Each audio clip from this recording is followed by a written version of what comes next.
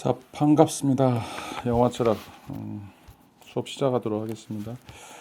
자, 우리가 그 발터 베냐민의 이야기 속에서 지금 그 영화와 관련된 주제로서 아우라 이야기를 좀 했었습니다.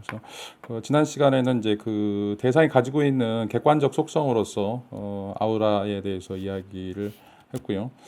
이번 시간에 이제 그 주체적 경험으로서 이건 이제 우리가 그 아우라를 갖고 있는 그런 대상과의 어떤 관계, 그런 어떤 교섭을 통해서 우리가 가지게 되는 어떤 심리적인 효과를 이제 주체적 경험이라고 이야기할 수 있는데, 이런 측면에서 이제 아우라가 어떤 것인지를 좀 생각을 해보고, 그리고 이 아우라를 또 이제 어떤 방식으로 그 발터 베냐민이 자신의 방식으로 지금 다시 수정하고 있는지, 이런 내용들을 좀 살펴보도록 하겠습니다. 자, 오늘은 이제 그 발터 베냐민 이야기의 이제 마지막 시간이 될 것 같아요. 자, 뭐 우리가 이제 지난 시간에 하다 말하는 건데, 자, 이제 아우라라고 하는 것은 이제 예술 작품이 가지고 있는 어떤 객관적인 속성만 이제 의미하지 않고, 이건 또 이제 어떤 심리적인 속성으로서 이제 그 주체적인 경험이라고 하는 것을 보여준다라고 이제 이야기할 수 있는데, 이게 이제 심리적 경험으로서 아우라라고 이제 이야기를 할 수가 있죠. 근데 이제 이 심리적 경험이 어떤 특징을 갖냐면은, 자, 물리적 속성으로서 이제 전통적인 예술 작품이 그 일회성 또는 이제 그 원본성, 이런 진본성 때문에 어떤 희귀적인 그런 희귀성을 발휘하는 측면에서 이제 접근을 하고 있다라면, 이 심리적 경험에서도 이제 아우라가 또 역할을 하고 있는데, 그것은 예술 작품을 볼 수 없음과 또 가까이 할 수 없음, 이런 어떤 방식들이 이제 또 우리에게 일정한 형태의 이제 영향을 미친다라고 이제 이야기를 할 수가 있어요. 그거를 이제 그 가까이 있더라도 먼 곳의 이류적인 현상이다라고 이제 이야기를 하고 있는데, 우리에게 이제 심리적으로 가까이 있더라도 먼 곳처럼 느껴지는 이런 어떤 심리적인 현상들을 우리에게 이제 불러일으킨다라고 이제 이야기를 하고 있고, 이게 그 주체적 경험으로서 아우라가 우리에게 부여되는 그런 어떤 방식이다라고 이제 이야기를 할 수가 있어요. 그래서 우리가 예술 작품을 그 이제 감상을 하지만, 그게 엄청난 이제 시공간적인 그런 거리감이 존재하게 되면서 우리가 예술 작품들을 굉장히 스페셜한 경우에만 접할 수 있게 되고, 그렇기 때문에 우리로 하여금 그 좀 소외 현상을 불러일으킨다라고 이제 이야기를 할 수가 있어요. 이제 지난 시간에 했던 그런 내용들인데, 자, 가까이 있으면서도 항상 멀리 보이는 이런 작용 때문에 우리가 그것들에 대해서 이제 숭배하게 되고, 또 그 본질적으로 아무리 노력해도 가까이 갈 수 없는 이런 상태가 되기 때문에, 그런 의미에서 우리가 이제 예술 작품으로부터의 소외 현상 이라고 하는 게 이제 생긴다라고 이제 이야기를 할 수가 있어요. 그래서 이제 중세 시대 성당의 조각들이라든지 또 예술, 그 굉장히 훌륭한 그런 예술 작품들은 우리가 이제 아무 때나 갈 수가 없고, 또 그것들은 항상 종교적인 어떤 제천 의례라든지 아니면 그런 의식들이 있을 때만 우리가 이제 그것들을 사용하거나 아니면 그것들을 이제 볼 수 있기 때문에, 자, 이런 의미에서 예술 작품으로부터 뭔가 이제 그 소외 현상, 떨어짐, 이런 것들이 이제 그 주어지게 된다라고 이야기를 할 수가 있어요. 우리가 이제 뭐 예를 들어서 이제 유럽에 여행을 할 때 뭐 미술관이나 이런 것들을 우리가 이제 방문하게 되는데, 우리가 그것들을 뭐 몇 시간 또 며칠 온전하게 이제 이해할 수 있는 그런 기회들이 없죠. 왜냐하면 항상 그것들은 일정한 시간에 전시를 하고, 또 뭐 스페셜 케이스에 있다만 이제 전시를 하게 되고, 또 이제 그거 하나만 있는 게 아니라 굉장히 많은 작품들이 또 있기 때문에, 또 한 작품 한 작품씩 우리가 돌아다니면서 시간을 많이 투자할 수가 없게 되죠. 그런 의미에서 이제 이런 어떤 심리적인 그 결핍, 또 심리적인 어떤 소외 현상으로서 이런 어떤 권위적 아우라가 이제 만들어지게 된다라고 이제 이야기를 하고 있어요. 자, 그런데 이제 이 기술 재생산 시대의 이제 예술 작품은 이런 어떤 아우라가 전통적인 예술 작품이 가지고 있었던 아우라의 어떤 요소들, 예를 들어서 일회성이라든지 뭐 유일성이라든지 원본성 이런 것들은 이제 드러나지 않고 그런 의미에서 어떤 권위적 근거로서의 이제 아우라가 사라지게 된다라고 이제 이야기할 수 있어요. 그 이유는 이제 이게 무한 재생되거나 무한 반복되거나 아니면 이제 무한 생산될 수 있기 때문에 그렇다라고 이야기를 할 수가 있어요. 대표적인 게 이제 사진이라든지 영화라든지 뭐 이런 포스터라든지 이런 것들이죠. 그래서 보통 이제 우리가 팝아트라고 이제 이야기할 수 있는 대중예술이라고 하는 이런 것들은 굉장히 무한 반복 가능하고 무한 재생산될 수 있다라고 하는 그런 특징 때문에 이런 의미에서 누구나 다 접근할 수 있다라고 하는 어떤 민주적 접근 가능성들이 이제 생겨나게 되고 그 예술 작품을 수용하는 어떤 지각 방식에서도 앞에서는 이제 소외라고 이야기하고 결핍 자 이런 것들이 어떤 주체적 경험에서 드러나는 양식이었다라면 여기서는 이제 어떤 오락이라든지 아니면 이제 그 민주적인 어떤 자유라든지 이런 어떤 형태의 즐거움이나 만족의 형태로서 예술 작품들이 이제 주어지게 된다라고 이제 이야기를 할 수가 있어요.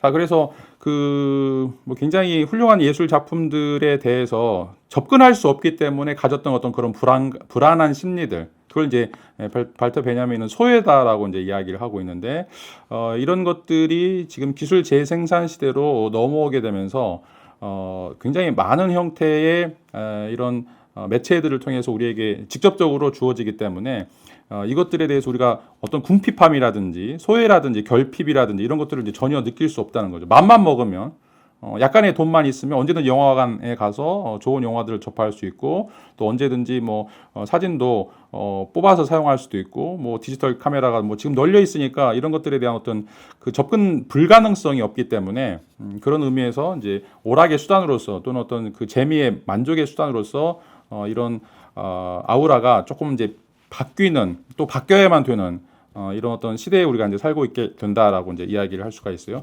그리고 이제 굉장히 중요한 것은 이제 수용자라고 하는 것이 그 존재해야만이 이런 어떤 대중 예술이나 대중 매체나 또 영화 같은 것들이 이제 발전할 수 있다라고 하는 거죠.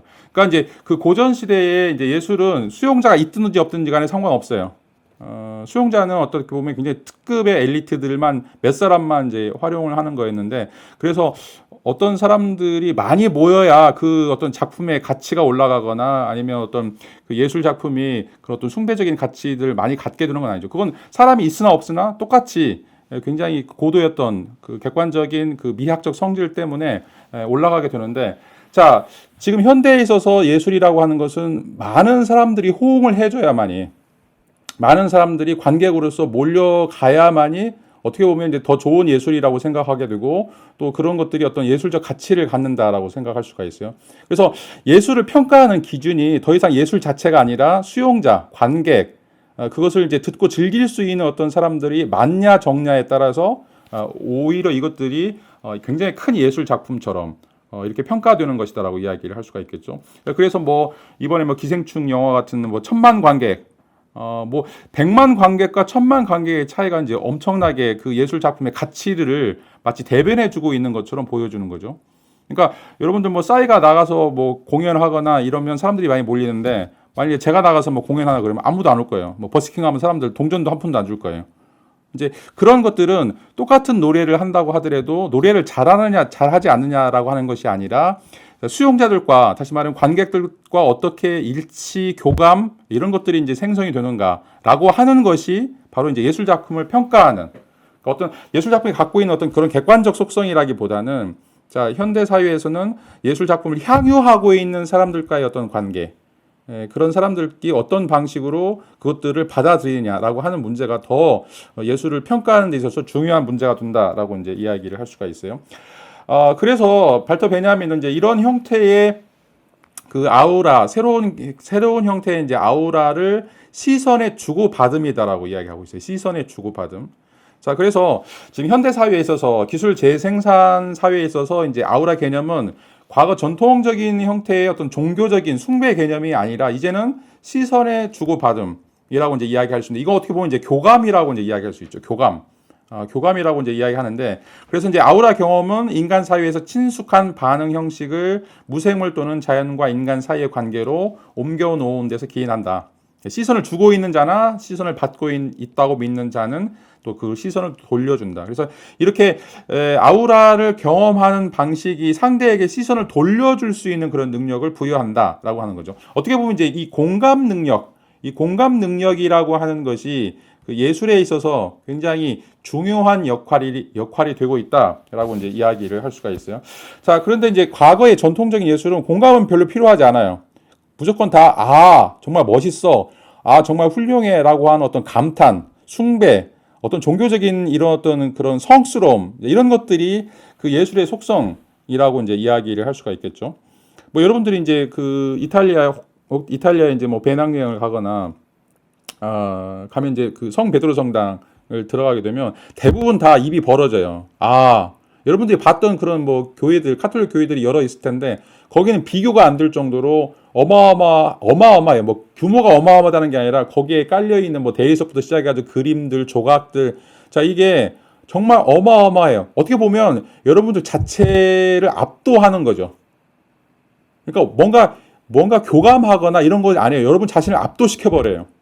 그냥 무릎을 꿇게 하거나 아니면 정말 여기가 천국인가 보다라고 생각할 정도로 이런 그 웅장함들이 이제 보여지는 거죠. 이게 이제 어떻게 보면 그 고전적인 예술이 갖고 있었던 그런 아우라라고 이야기를 할 수 있고, 그런 의미에서 종교적 기능이라고 이제 이야기할 수 있는데, 자 이것이 현대 사회에서 기술 재생산 사회에서는 바뀌게 돼요. 어떤 형식으로 바뀌게 되냐면 이제는 작품과 나와의 어떤 교감, 작품과 나와의 어떤 시선 교환, 자 이런 것으로 바뀌게 된다라고 이제 이야기를 할 수가 있어요. 자, 뭐 여러분들이 이제 어떤 사람을 만나서 이야기할 때 꼭 이야기가 필요하지가 않아요. 눈짓, 뭐 몸짓, 어떤 느낌, 뭐 이런 거 보면서 그냥 웃는 모습, 뭐 이런 것들 보면서 여러분들이 이제 이심전심으로 이런 어떤 감정의 교감들이 이제 이루어지는 거죠. 자, 이제 그 발터 베냐민은 예술이라고 하는 것도 이런 일상적인 교감처럼 뭔가 아우라가 형성되어야만 한다라고 하는 이제 생각을 하고 있어요. 자, 이제 여러분이 잘 알다시피 그 영화미소라고 하는 걸 알죠. 자, 이제 영화미소는 이제 부처님이 어느 날 이제 법회를 하는데 연꽃 한 송이를 가지고 이제 나타나죠. 근데 이제 연꽃 한 송이를 가지고 나타나니까 그 중에 이제 마하가섭이라고 하는 제자가 그걸 보고서 웃어요. 이제 그것을 수많은 대중들 속에 오직 한 사람만 이제 이해를 하는 거죠.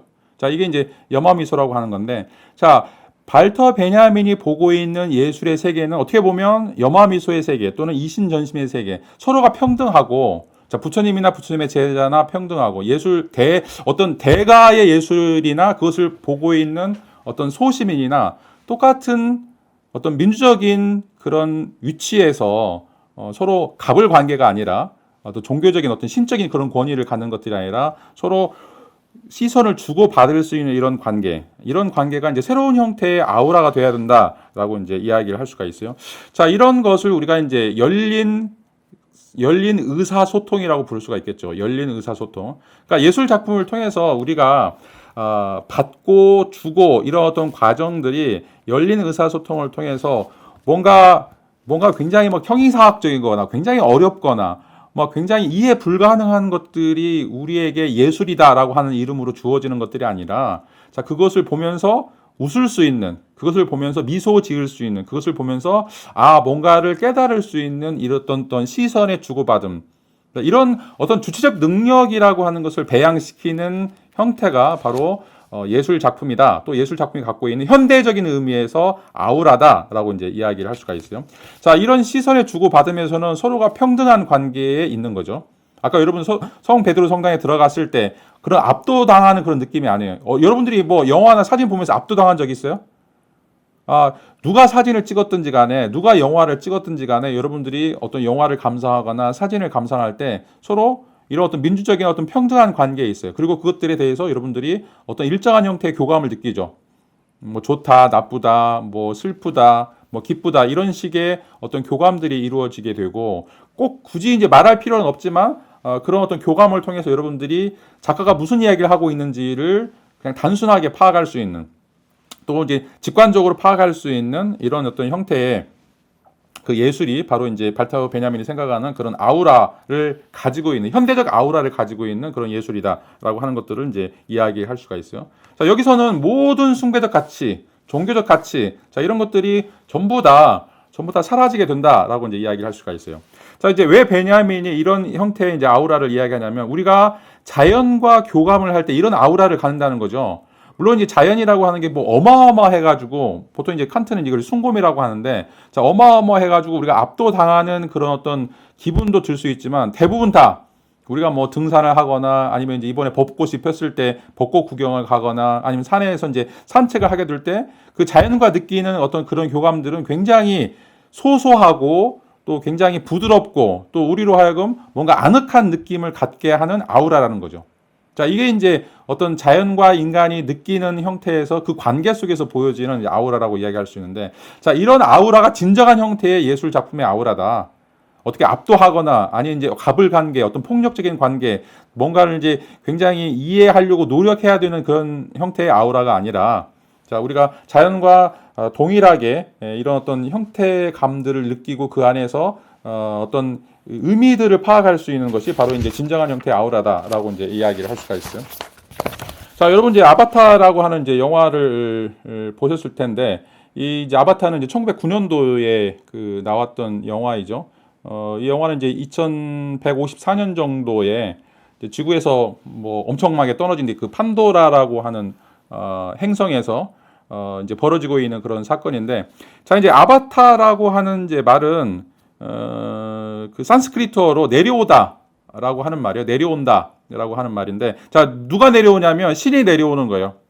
그러니까 힌두교의 신이 강림해가지고, 자, 이 세상에 악을 무찌르기 위해서 이제 인간의 모습이든지 아니면 이제 동물의 형상을 입고 내려오는 거죠. 이제 여기에서는 이제 그 인간하고 이제 판도라 행성의 토착민인 이제 나비족의 이제 DNA를 서로 이제 조합해가지고 이렇게 이제 아바타가 형성이 되는데, 자, 이 영화에서 보여주고 있는 것은 신이 내려오는 거죠.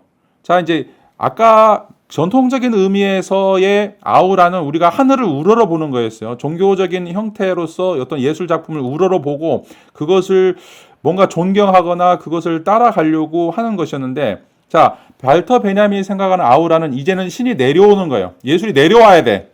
더 이상 고답적인 갑의 위치에서 우리를 뭔가 압도하거나 뭔가 우리로 하여금 어떤 것을 요구하는 것이 아니라 예술 자체가 내려옴으로써, 예술의 권위가 이 땅에 내려옴으로써 이제는 사람들과 서로 교감할 수 있고, 그게 신분의 고과든지 아니면 뭐 경제적인 어떤 고가든지 뭐 그런 어떤 차이들이 그 예술 작품 속에서는, 또는 예술 작품을 감상하는 것에서는 더 이상 드러나면 안 되는 그런 어떤 민주적인 어떤 평등, 이런 것이 바로 이제 그 영화가 또는 이제 이 대중 매체가 가지고 있는 어떤 아우라적인 속성이다라고 이야기를 할 수가 있어요. 자, 그런 의미에서 이제 새로운 형식의 예술이 등장하고 또 그거 관련된 이제 아우라가 어떤 방식으로 이제 몰락되는가라고 이제 이야기를 할 수가 있는데, 자, 이제 그 아우라와 관련해서 여러 가지 논쟁들이 있었어요. 이제 그 발터 베냐민의 이야기에 대해서 이제 찬성하는 쪽도 있고 이제 반대하는 쪽도 있고, 그런데 우리가 이제 다음 시간에 이제 아도르노에 대해서 이야기하는데, 아도르노는 이제 이 아우라라든지 발터 베냐민과 정반대의 생각을 가지고 있어요.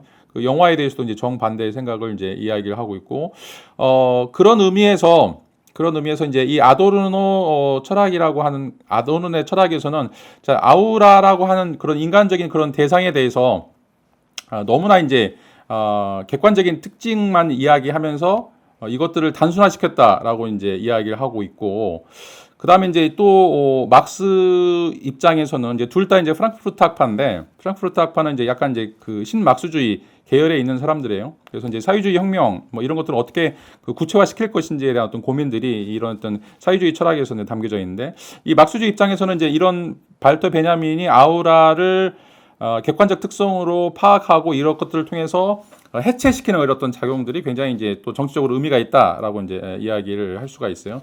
자, 뭐 어떤 이야기를 하든지 간에 이제 발터 베냐민의 기여점은 이 일회성이나 유일성이나 원본성이라고 하는 이런 그 예술 작품이 갖고 있는 아우라의 객관적인 특성을 자, 이 재생산 기술을 통해서, 그러니까 복제를 통해서 그것들을 허물어 버리고 그것을 극복해 나갔다라고 이제 이야기를 할 수 있어요. 그래서 영화나 사진에 등장하면서 일회성이라고 하는 것은 이제 반복성으로 무한 반복하는 거죠. 무한 재생할 수 있는 것이고, 또 이제 지속성이라고 하는 것은 또 일회성으로 바꿔버리는. 그래서 이제 여러분들이 뭐 어떤 영화를 뭐 계속 뭐 몇십 번, 몇백 번 볼 수도 있지만 대부분 다 한 번 보고 끝나버리는. 그리고 거기서 이제 만족을 하고 떠날 수 있는 어떤 이런 형태의 그 아우라들이 몰락하는 이런 어떤 과정들을 이제 보여준다라고 이제 이야기를 할 수가 있어요. 자, 그리고 더 이상 예술은 종교적 숭배의 대상이 아니다. 더 이상 종교의 숭배의 대상이 아니라 이제는 심미적인 대상이다. 다시 말하면 우리로 하여금 어떤 작품을 보면서 거기에서 의미나 가치나 이런 것들을 찾아낼 수 있고, 또 동시에 오락의 대상, 어떤 즐김의 대상이다라고 하는 이제 이야기를 하고 있어요. 자, 이런 것들이 등장하게 되는 가장 혁신적인 매체가, 이런 것들을 등장하게 만드는 가장 혁신적인 매체가 바로 이제 사진과 영화다라고 이제 이야기를 할 수가 있어요. 이 사진과 영화가 이제 등장하면서 예술의 어떤 가치라든지 예술의 기능이라고 하는 것이 종교적 숭배에서 심미적인 즐김으로, 심미적인 어떤 오락으로 바뀌게 되는 이런 어떤 과정들이 이제 가속화된다라고 하는 이제 이야기를 하고 있어요. 자, 이제 그 발터 베냐민의 이제 그 영화에 대한 이야기를 직접적으로 이제 어떻게 하고 있는지를 이제 살펴보면, 자, 영화라고 하는 것은 우리가 세계를 경험하고 세계를 이해할 수 있는 유일한 프리즘이다라고 이제 이야기를 하고 있어요.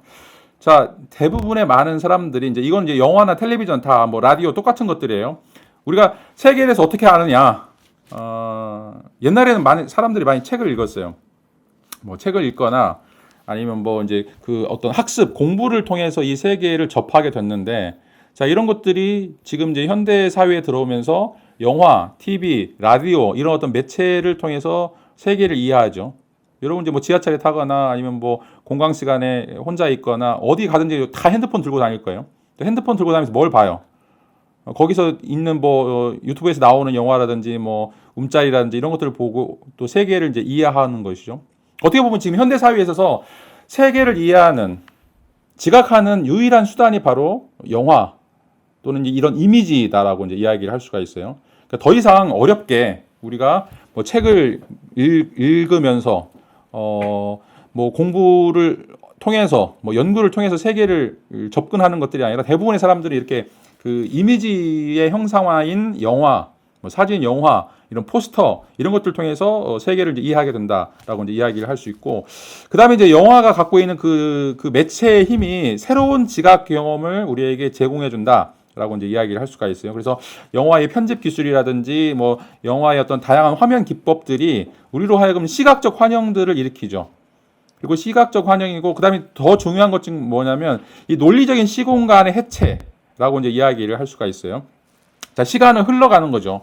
그러니까 과거와 현재와 미래의 방식대로 이렇게 흘러가는 것이 논리적인 그 시간의 어떤 흐름이라고 이제 이야기할 수 있는데, 자, 영화에서는 그렇지 않아요. 영화에서는 이제 편집을 하게 되죠.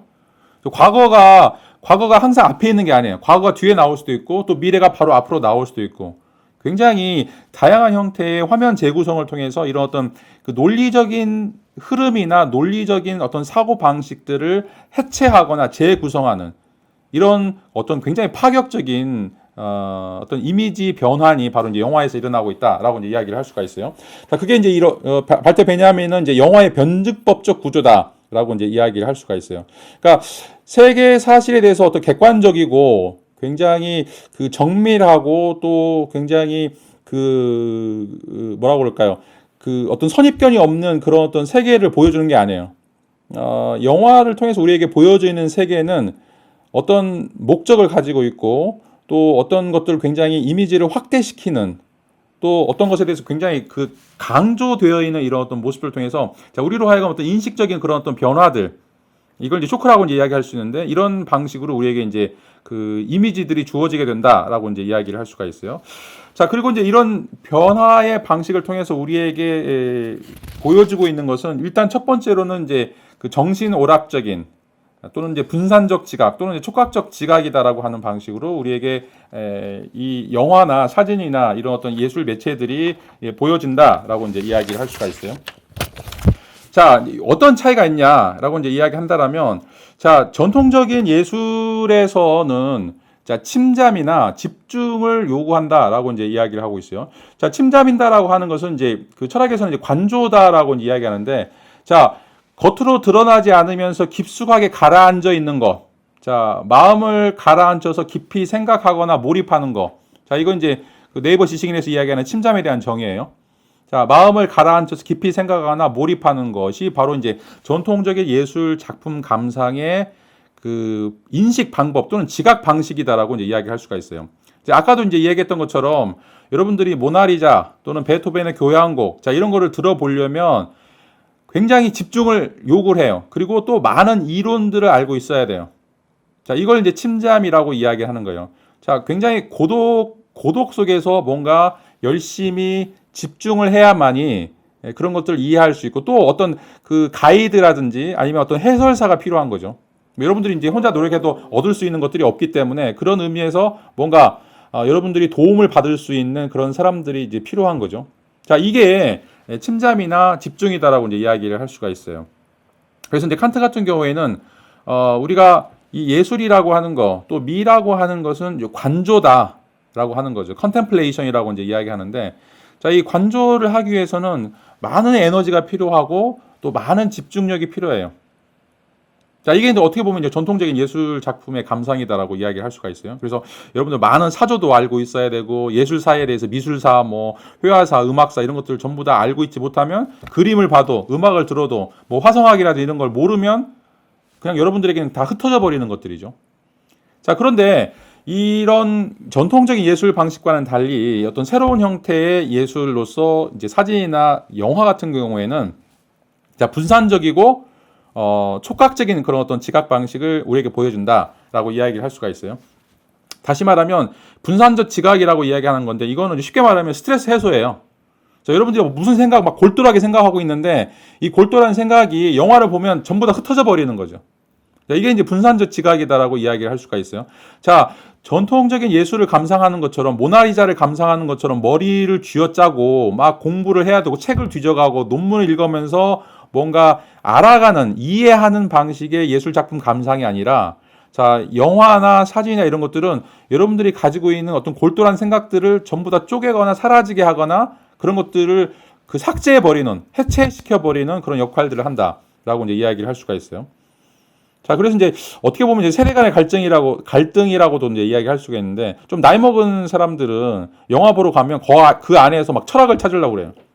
아, 이게 무슨 의미지? 이게 어떤 가치를 가지고 있지? 아, 이게 어떤 이데올로기지? 막 이렇게 막 머릿속으로 막 침잠하거나 집중을 해요. 자, 그러나 뭐 젊은 세대나 아니면 이제 신세대 같은 경우는 영화는 그냥 영화일 뿐이야. 그냥 소비하는 것 뿐이죠. 오락적인 측면에서 이 분산적 지각이라고 하는 걸 통해서, 자, 우리에게 어떤 메시지가 전달이 되고 그것을 단순하게 즐기고 소비해버리고 그런 어떤 유행을 우리가 그냥 한번 겪고 체험하는 그런 방식으로 우리가 흘러보내는, 자, 이런 게 이제 그 분산적 지각이다라고 이야기를 할 수가 있어요. 그래서 예술을 접할 때 우리가 막 예배를 드리는 것처럼, 예불을 드리는 것처럼 어떤 경건한 마음으로 대하는 것이 아니라 어떤 이 정신을 분산시키는 이런 형태로 우리가 해소해버리는 것이다라고 이제 이야기를 할 수가 있어요. 자, 옛날에도 이제 그 중세시대의 예술가들, 뭐 이런 사람들 보면 특별히 막 목욕 재개하고 그림을 그린다든지, 아니면 이제 그림을 보기 위해서 어떤 작품들을 감상하기 위해서 굉장히 이제 어떤 깨끗한 마음을 유지해야 된다, 뭐 어떤 종교적인 그런 의미를 이야기를 하고 있는데, 자, 여기서는 특별히 현대 사회에서는 특별하게 지식이 전혀 필요하지 않는 사람들에게 전달되는 그런 이미지 또는 그런 예술이기 때문에, 이런 의미에서 우리로 하여금 어떤 분산적 지각을 일으키고 오락적인 측면을 강화시키는 그런 어떤 측면들이 강하다라고 이제 이야기를 할 수가 있어요. 자, 이것은 예술과 수용자 간의 거리를 이제는 좁히는 거라고 이야기를 할 수가 있어요. 자, 앞에서는 전통 예술이라고 하는 것은 가깝지만 먼 이런 어떤 거리감을 두는 것이다라고 이제 이야기를 한다라면, 그리고 예술에 가면 갈수록 낯서는 이런 어떤 소외가 일어나는 어떤 방식으로 이제 예술이 주어졌다라면, 이 분산적 지각 방식에 있어서는 그 예술과 수용자의 관계가 더 가까워지는 것이다라고 이제 이야기를 할 수가 있어요. 자, 이제 그 발터 베냐민이 이제 이 연극과 영화의 차이를 또 이야기하면서 이런 어떤 분산적 지각 방식에 대해서 이제 논의를 하고 있는데, 자, 연극에서는 관객들이 배우의 모습을 직접적으로 보고 있어요. 이런 어떤 직접성이 이제 주어지면서 이 배우와 관객이 동일화되는 어떤 현상이 일어나게 되는데, 이 동일화 현상은 또 안 좋게 부정적으로 예술 작품에 대해서 생각하게 만드는, 침잠하게 만드는 이런 일들을 만들어내고 있어요. 자, 그래서 발터 베냐민은 연극을 별로 좋아하지 않아요. 왜냐하면 연극은 자꾸 생각하게 만든다는 거죠. 연극은 그 작품을 직접적으로 관람을 하면서 배우들의 움직임이라든지 아니면 시나리오의 어떤 그런 구성이라든지 또 여기서 이제 이야기하고 있는 어떤 현실적인 이런 어떤 모습들에 대한 어떤 그 이론적인 고찰이라고 하는 게 이제 이루어지기 때문에 이런 의미에서 우리가 이제 침잠하게 되고 거기서 이제 그 비판을 상실하게 된다라고 이제 이야기를 할 수가 있어요. 그렇지만 이제 이 영화라고 하는 이런 방식은 이건 이제 순수하게 오락적인 것이고 우리에게 분산적인 그런 어떤 지각을 주는 것이기 때문에 그것을 즐기고 그러면서 그거로부터 좀 거리 두기가 가능해져서 우리가 침잠하지 않고 그러니까 오랫동안 고민하거나 이런 방식 없이 그것들을 이제 비판할 수 있다라고 이제 이야기를 할 수가 있어요. 그래서 이제 발터 베냐민은 관객은 정신이 산만한 시험관이다라고 이제 이야기를 하고 있는데, 자, 이런 의미에서 이 관객들은 앞에서 얘기했던 그런 침잠이나 집중과 같은 굉장히 무거운 형태 또는 이제 굉장히 거리감이 있고 숭배해야 될 그런 어떤 대상으로서 예술 작품들을 바라보는 것들이 아니라 아이처럼 굉장히 그 활달한 그런 측면에서 오락적인 측면에서 분산적 지각을 통해서 단순하게 즐기고 소비하고 그것들을 해소해 버리는 이런 것들이 우리에게 주어지는 영화가 갖고 있는 어떤 기능이다라고 이제 이야기를 할 수가 있어요. 그리고 이제 두 번째로는 영화는 대중적이다라고 이제 이야기하는 거죠. 그래서 영화가 만들어지고 상영이 되고 이게 유포가 되는 모든 과정에 다 대중들이 들어간다는 거죠. 그래서 이런 어떤 집단적이고 대중적인 어떤 지각 방식으로 해서 앞에서도 얘기했던 것처럼 전통 예술은 관객이 많은지 적은지 상관이 없어요. 적을수록 좋아요. 소수의 엘리트들만 굉장히 감식력이 강한 그런 사람들만 참여할 수 있는 어떤 예술 형태라면, 자, 영화는 자, 수많은 사람들 뭐 1,000만 관객 뭐 얼마나 많은 관객들이 더 많이 이것들을 관람하고 이것들을 환호하고 이거에 따라서 영화라고 하는 것이 이제 굉장히 질이 높은 것인 것처럼 또는 굉장히 우수한 작품인 것처럼 평가가 된다라고 이제 이야기를 할 수가 있어요. 이런 현대의 어떤 대중 매체들은 뭐 영화라든지 뭐 라디오라든지 뭐 대중문학이든지 화보라든지 이런 것들은 그 관객을 빼고서는 대중을 빼고서는 그러니까 수많은 관객이죠. 빼고서는 설명할 수 없는 것들이다라고 이제 이야기를 할 수 있겠고, 그런 의미에서 이런 어떤 대중과의 어떤 그 시선 주고받음이라고 하는 이런 것들이 이제 필요하다라고 이제 이야기를 할 수가 있어요. 그리고 이런 방식으로서 이제 예술 작품이 소비됨으로써 어떤 특정한 계급의 전유물이 될 필요가 없는 그래서 어떤 다양한 계층의 사람들이 모여서 뒤섞여서 영화를 감상하는 자 이런 현상들이 벌어진다라고 이야기를 할 수가 있죠. 자, 뭐 그 연봉 2억이 넘는 사람들만 가는 영화관이 따로 있지 않아요. 영화관은 뭐 가난하든 부자든 뭐 돈이 아니 이제 뭐가 잘났든 못났든 대부분의 사람들이 그런 어떤 계층의 구분 없이 영화들을 감상하는 거죠. 근데 이제 지난 시간에 얘기했던 것처럼 오페라나 발레나 뭐 미술관이나 이런 것들은 돈이 있고 좀 감식력이 뛰어나고 또 뭐 여러분들 클래식 음악들 들을 때도 마찬가지죠. 어떤 사람은 막 굉장히 이렇게 그것 음미하고 듣지만 어떤 사람들은 그걸 들으면 머리에 쥐나는 사람들이 있어요. 그렇게 훈련이 되어 있지 않으면 굉장히 이제 힘든 것들이죠. 그런 것들 받아들이는 게. 그래서 어떤 그 계급이라고 하는 것이 예술을 관람하는데 또 예술을 수용하는데 어떤 차이들을 만들어내고 있는데 이 영화는 무조건 대중적이다. 그래서 다양한 수많은 계층들이 뒤섞여서 있든 없든지 간에 뒤섞여서 이제 영화를 보게 되는 이런 형태의 예술 작품이다라고 이야기를 할 수가 있어요. 자, 그런 의미에서 이 현대 예술로서 이제 영화라고 하는 것은 민주적 통로의 확장이다라고 하는 이야기를 하고 있어요.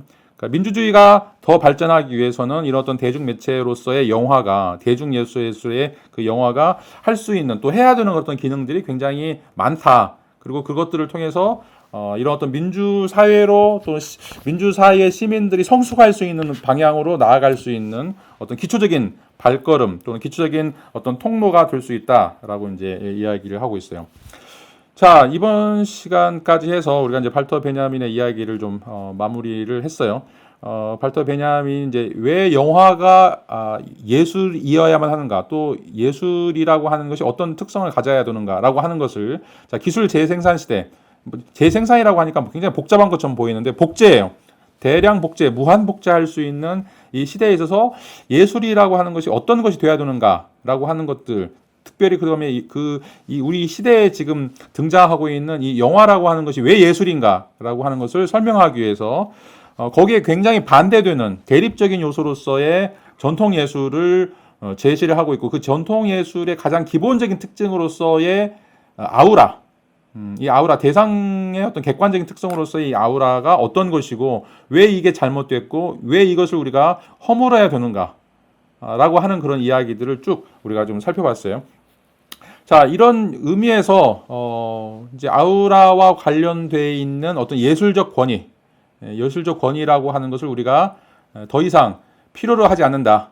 그리고 영화가 등장하면서 이런 것들이 이제 깨졌다라고 이제 이야기하는 거죠. 어떻게 보면 이제 문화적 유산의 전통적 가치의 해체다라고 이제 이야기할 수 있는데 이런 방식으로 예술이 지금까지 2000년, 2500년 동안 유지해왔던 종교적 가치, 또 뭐 예술의 자율성, 뭐 이런 것들을 해체시킴으로써 아우라가 몰락하고 영화가 갖고 있는 어떤 대중적인 특성들을 통해서 민주주의라고 하는 민주화라고 하는 것들이 이제는 더 강화될 수 있다. 또 강화될 필요가 있다라고 하는 이제 이야기를 하게 돼요. 자, 이렇게 해서 이제 우리가 그 발터 베냐민의 영화 이론에 대해서 조금 이제 살펴봤고 다음번에는 이제 그 아도르노라고 이제 같은 이제 그 막스주의 계열에 있는데 이 발터 베냐민의 이야기와는 180도 다른 이야기를 해야 돼 하고 있어요. 영화가 왜 이제 쓰레기인가? 영화가 갖고 있는 어떤 쓰레기적인 요소는 어떤 것인가? 잘못된 요소를 어떻게 이제 그 정치인들이 그걸 이용하고 있는가라고 하는 이제 주장들을 좀 살펴볼 거예요.